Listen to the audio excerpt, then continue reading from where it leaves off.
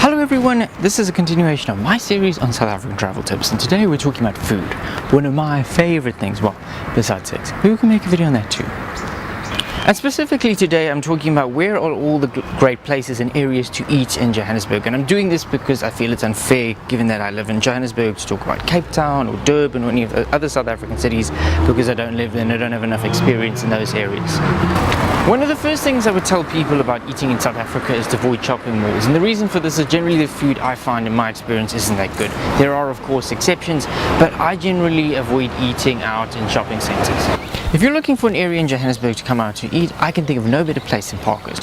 Parkhurst is a suburb of Johannesburg with a lovely long main street that is filled with a great selection of restaurants, and this is where I love to come and eat. The food here is really good, and what I really like about it is that it's not a shopping centre, so you can walk around and try the different restaurants and see different things, and it really adds the ambience of the place, and that's why I like coming here. This is Parktown North. It's a suburb that borders on Parkhurst, and it also has a very nice street with restaurants. There are a couple of restaurants further down the street as well, and it's another place that I like to come and eat. Now in the Johannesburg CBD on the weekends, or what Americans would call downtown, there are two big markets.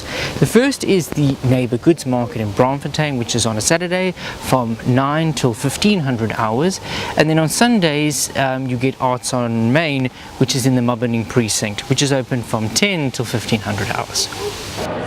Hey everyone, I'm here at the Braamfontein Neighbourhood Food Market. Managed to find getting parking. I suggest if you come here, get an Uber or come early enough so that you can find parking, because it is like a fucking nightmare. But yeah, it's pretty nice inside.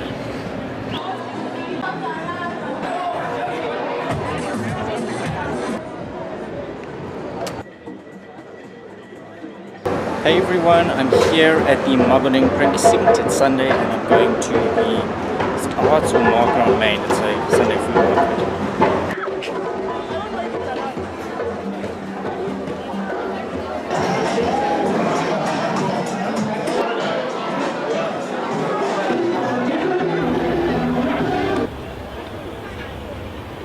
Now, Maboneng means place of light. It was started by a Johannesburg property developer to regenerate a part of the city that had really been a no-go area for a very long time.